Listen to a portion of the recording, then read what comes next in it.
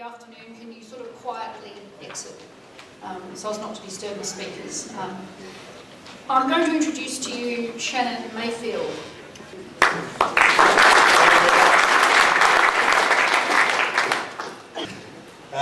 Good afternoon, ladies and gentlemen. My name is Shannon Mayfield and I'm here to report on my 2011 Nuffield Scholarship findings.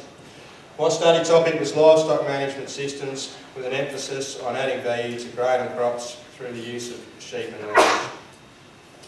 I'd like to thank my sponsor, Nuffield Australia, and also Nuffield for their help and support through this process. A bit of background on us. My wife Shannon and I farm at Kimber, which is approximately 450 k's to the west of here. Our leased and owned land that we're running at the moment is approximately 2,500 hectares, with our main crops being wheat, barley, lupins, canola, and we also do some sheep trading and lamb feedlot. The Kimber district average for wheat is probably sitting at about 1.7 tonnes and on just over 350 mil average rainfall, but it's highly variable. So this is where we live. And one of the reasons for this study topic was because all of our grain production has got to go out through Port Lincoln because of the freight disadvantage we've got to any other markets, domestic markets, with our grain. So a bit of background on how we got into farming. We're on a family farm. The farms were leased out when I was about 7 years old after the death of my father in a plane accident.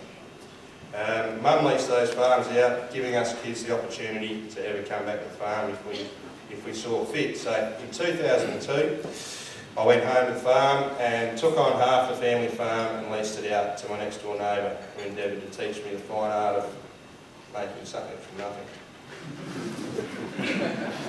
So 2006 was our first year on our own. It was one of the worst droughts the district had ever seen, and we'd gone to the trouble of buying all our machinery and even down to every last spanner that we needed because there was nothing on the property when we started. And I did it all on my own. We had no family in the district to help us. So we decided we needed to change things. So in 2007 we employed a staff member and leased another 1,000 hectares. And so 2007 was great, that was another drought. And then 2008 came along and that was another drought.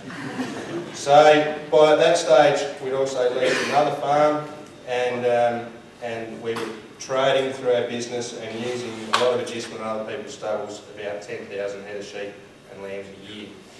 And so that was the reason I went down this track, was because that was the only thing that kept us afloat during that time and kept us in agriculture, which we loved for some reason.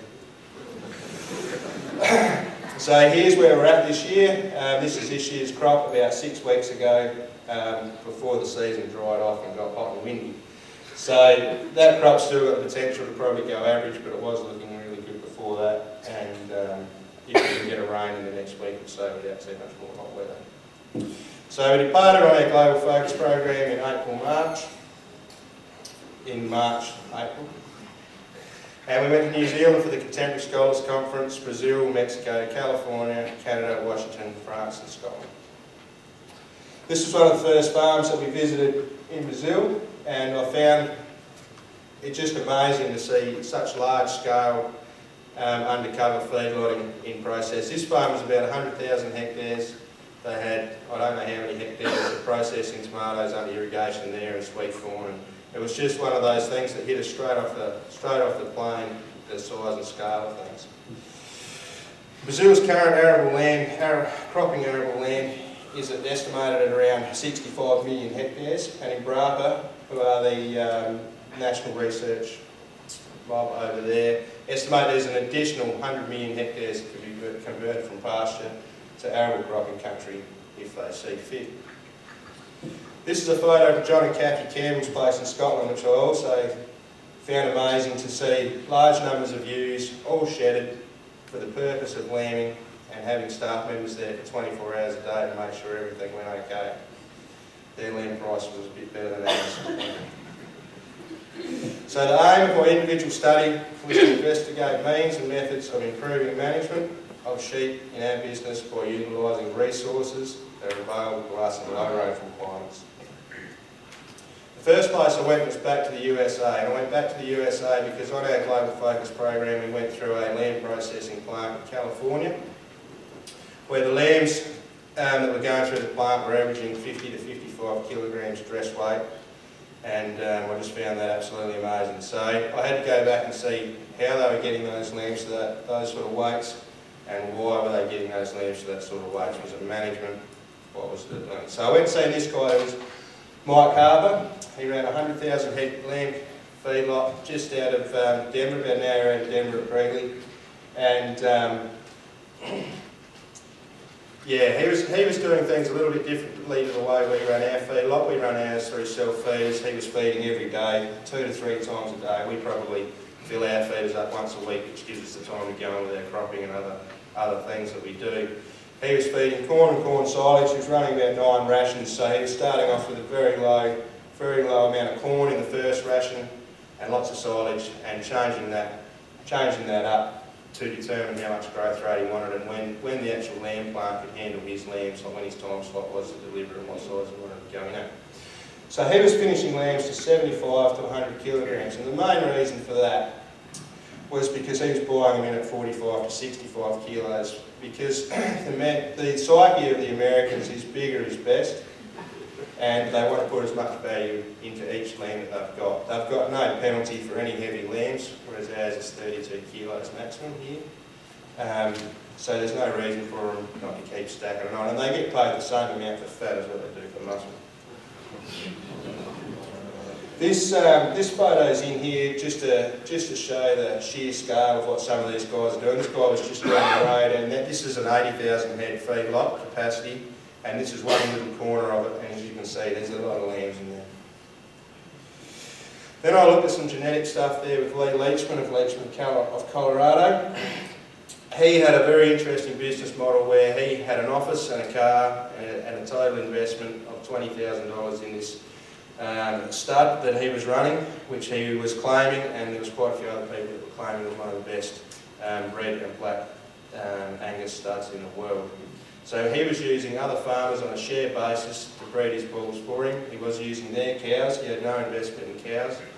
So they were breeding these bulls, and he was taking possession of them about 7 months old, and putting them in the feedlot for 3 months, then back out on pasture for another 3 months to learn to graze properly, and then they were being sold on that share basis. This is a photo of 30 bulls, young bulls, in a university feedlot. They'll weigh feed bunks, those feed bunks, and every time a bull sticks his head through there, it takes a reading of which animal is and how much they eat for the day, and gives them the feed conversion ratios of those animals. So out of their first go with 30 random bulls, they had bulls in there doing from 3 to 1 feed conversion to 10 to 1 feed conversion. So can you imagine what that would do to a sheep flock if you were sitting at 10 to 1 conversion and you could genetically bring yours down to 5? In technical terms, you should be able to double the stocking rate. Then we went to the Midwest ram sale just to have a look at what exactly the Americans were trying to do with their sheep. So you can see the ram on the right for me, on the right for you too, and some of his progeny there alongside. Now the main reason that these lambs are bred is only for showing, and the rams are mainly bred for the same thing. There's no practical aspects to that. It's all about size and conformation. And fat is as good as muscle in these as well, so long as it's in the right spot. So then I went to see Kim Holzner at JBS Swift. He was in charge of their importing arm for Australian and New Zealand lamb and beef. He was quite concerned at the price of lamb because at that time it was $7.90 in the United States, it was $8.50 in Canada, and it was about $5.80 here in South Australia. And he was concerned because he was losing market share from his lambs, which was being replaced with other meats, mainly through the restaurant trade, taking up their menus as a daily item and changing it to an item on special when cheaper cuts came available. So 90% of the US lamb is feedlotted. Corn is the main grain used. Their flock totals about 6 million head. And the main reason that their flock numbers are so low is because of predation and coyotes not giving them too good a lambing percentages. This is a photo of a 70 kilo lamb carcass when I toured the JBS Swift plant at Freely, and the average lambs on that particular kill were 55 kilogram crest. Then I went to Stephen and Josie Stern's little piggery in New Zealand. So they were in an area where there was grain grown, and a bit of grain grown for New Zealand, but there still wasn't anywhere near the grain available that we've got for our livestock industries. That particular photo is of the grower sheds, so they're all the piglets growing out in these sheds and then moving into these bigger sheds along here, and all of the sows are kept outdoors. The sows when they are farrowing are just farrowing in a little hut in a little paddock each, and they've just got a hot wire around each little yard to keep them in, and that keeps them fine. Then we went and had a look at the Agrodome and the sheep show in New Zealand, and this photo highlights just how important sheep are to the New Zealanders, I think. Each one of those sheep ran up that stage individually and stopped at its own podium and ate its little bit of grain out of its thing. It was quite clever, and that was half full, that place that day, and it was terrible weather, and as a tourist I wouldn't have been going outside, but they still drew a good crowd. So the main reason I did go to New Zealand was to look at their grazing systems. So what I found was high stocking rates, high levels of management, and that they were trying to breed sheep to suit their grazing systems, which was great. But when I sort of looked at what I could bring home from that area, there was a few small things with electric fencing, but the system was so different, given the confidence they had for their pastures to regrow compared to where we are once it has grazed, that I found it difficult to relate it to my own farm. So New Zealand is our greatest competitor. They currently have 32 million sheep. In 1990 they had 70 million sheep. In 2009 they exported a total of 305,000 tonnes of sheep and lamb meat, which was 92% of everything that they produced. And their average carcass weight was 17.17 kilos, which is a far cry from 70 kilos. This is where Australia is at the moment. Australian sheep numbers have dropped to 68 million head, and in 1990 was 70 million. Our average carcass weight is 21.3 kilograms, and in 2010 we exported nearly 195,000 tonnes of lamb and sheep meat, and we domestically consumed nearly 240,000 tonnes. The value of this to the Australian economy is 2.3 billion in domestic consumption and just under $1 billion in exports. So North America there, as our biggest customer, can obviously handle bigger sized carcasses. The Middle East is our next biggest customer, followed by Asia and the EU. And just a side note there, in 1990 our total exports were $25 million worth. So that just shows the increase in value of that product. So when I got home from this, I looked at what does this mean to us, and what do I need to do, and what does the industry need to do to improve the money that we make out of sheep. We need to increase our carcass weight, increase our reproductive rate, and increase our lean meat yield. So obviously by increasing our carcass weight we're making more per animal, by increasing our reproductive rate we're getting more lambs on the ground, and increasing our lean meat yield we're getting paid for more of the product that we produce. Instead of the processors cutting fat off and taking it out of our pocket, we're getting paid for everything. And if sheep are in short supply, they're becoming a niche product, which means we need to maintain and improve eating quality so that we can be expected to receive high margins for our product. So how do we meet this challenge? Genetic improvement is going to be the biggest driver of this. Increasing growth rates, improving carcass traits, improving muscling, increasing lamb survival, increasing fertility, and improving wool traits can all be done through genetic improvements. Then we move on to nutritional improvements, which comes down to the management of the individual. So keeping or maintaining ewes in condition score 3 will improve conception rates. Taking ewes from condition score 2 to condition score 3 should give you an increase of 20% more conception. Increased lamb survival through bigger lambs at birth and stronger lambs, of course. And increased growth rates through more milk available because the ewes got more nutrition. And also better muscling of the lamb when it's in the womb. Secondary wool follicles will give you a finer fleece and a heavier fleece weight, and also less risk of pregnancy toxemia to the ewe. So how can we take all of this and make good use of the available resources that we've got on our farm? Incidentally, I took this photo in the LA airport as I was flying out. It was an advertisement for an insurance company. So how can I use sheep to benefit my cropping system and what we're trying to do? So risk management is the major one. This is a photo of a crop at home this year, taken about 3 or 4 weeks ago. Now it doesn't look like that anymore because of the dry conditions and the heat that we've had. But if worse comes to worse, I'll still be able to realise some value out of that crop by using sheep to turn it into meat and wool. So alternative income streams from meat and wool, more stable markets. We don't have hedge funds playing around in livestock markets the way that they are in the wheat and bulk commodity markets. Less chance of negative returns in a poor season. Then of course we've got additional options for our cropping rotation. So it gives us an additional tool to use against the build-up of pests and diseases in our cropping system.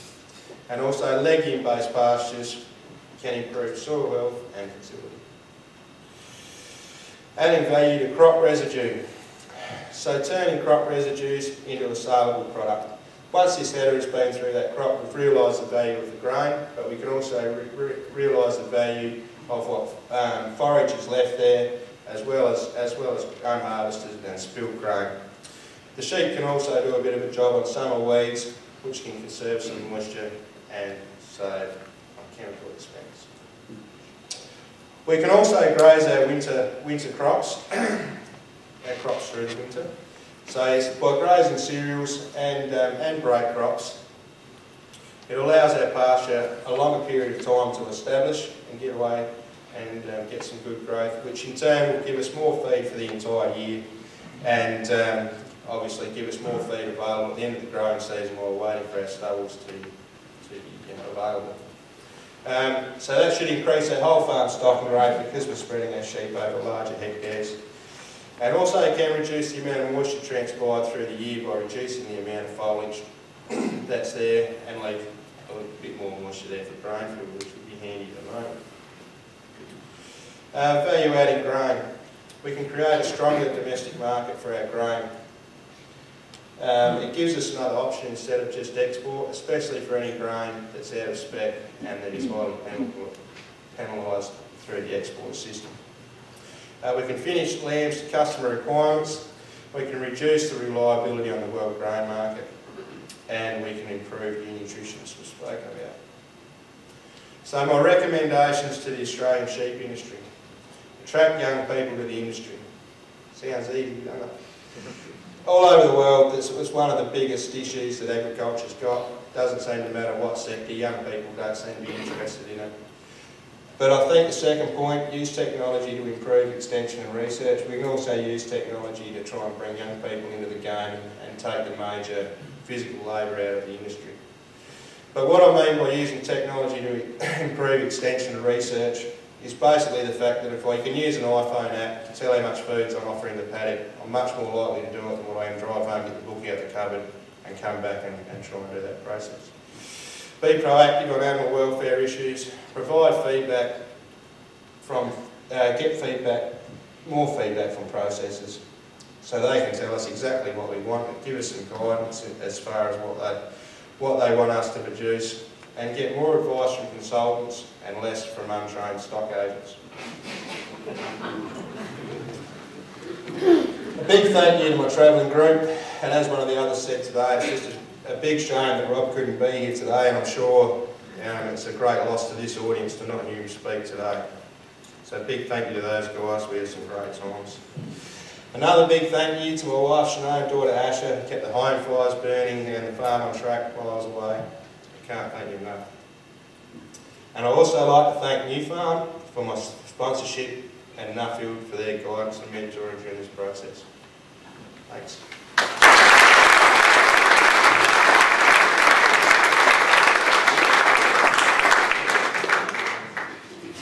We've got time for a couple of questions. Yeah, Graham Clothier, South Australia. Well done, Shannon. Just two questions. Did you find the widespread use of antibiotics in the states in their feedlots? And the second question was regarding welfare issues with mulesing. Did you see any or come across any opposition to Australian sheep farmers in the US? I did with cattle. I went to quite a few cattle feedlots as well, and all of them were using them as a matter of course. Sheep, I didn't. That's not to say that they weren't, it's just that I didn't really ask the question and they didn't really offer it up probably.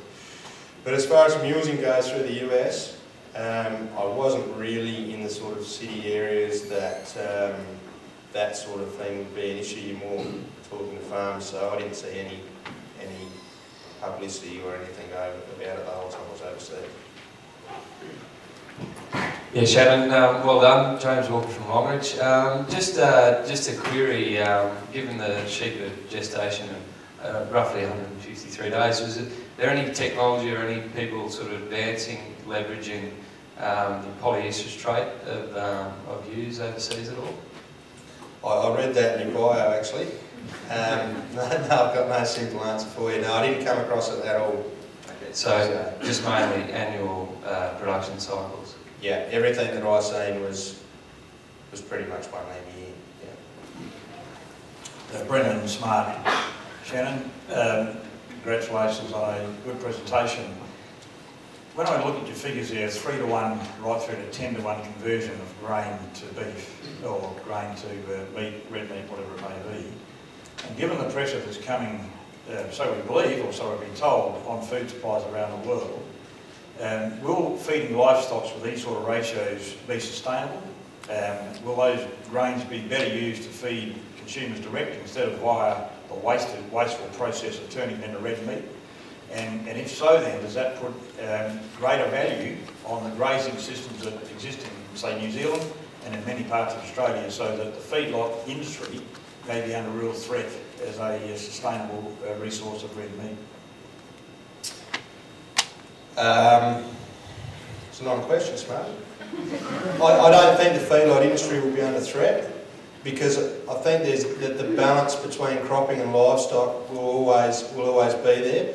So as land prices go up at the moment through the world, grain prices are going up to match it. So the theory of drawing people out of one industry into the other, if you're a sheep person, it gives you more emphasis to go towards sheep. If you're a cropping person, it gives you more emphasis to go that way. So it's the same token. But when it comes to feed conversion ratios, I mean, that's going to be producer driven more than anything. You're not going to be the guy that's feeding half as many sheep on the same area as your neighbour and missing out on half the income. So as far as a responsibility to feed the world, what products go where, I think the market will have to sort that out. And at the end of the day, you know, from what I've seen, it's only the people that can afford to buy food that get it, no matter who tries to do what.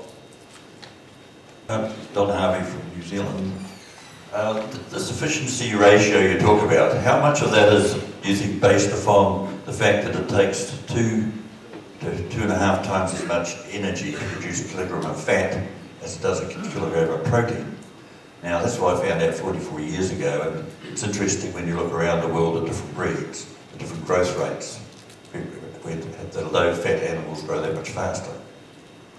Yeah, I think that's probably that. Well, when I spoke to Lee Leachman about that, he seemed to think that the difference was at the cellular level, which would be exactly what you're talking about. The animal's ability to turn stuff into meat versus the animal's ability to turn something into fat. I'm sure you're right.